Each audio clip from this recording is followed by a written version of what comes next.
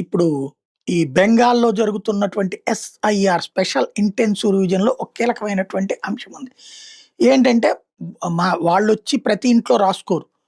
మనకి ప్రతి ఇంటికి ఒక ఫార్మ్ ఇచ్చెళ్తారు. ఆ ఫార్మ్‌లో నీ పేరేంటి? మీ నాన్న లేకపోతే మీ అమ్మ లేదా మీ భార్య లేకపోతే మీ భర్త పేరేంటి? అన్నటువంటిది మెన్షన్ చేసుకొస్తారు. ఆ తర్వాతన దాన్ని మీరు ఎక్కడ చదివారు? ఏ ఊర్లలో చదివారు? ఏ స్కూల్స్‌లో చదివారు? ఇవన్నీ రాస్తారు. మనం స్కూల్ అక్కడే చదువుంటే లోకలే.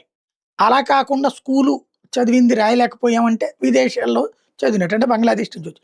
దీంతో ఇరుక్కుపోతున్నాం అన్నటువంటిది ఎలక్షన్ కమిషన్ లెక్క ప్రకారం ఆహ్, ఏదైతే 24 తారీఖున 10,00,000 అప్లికేషన్స్ తిరిగి రాలా.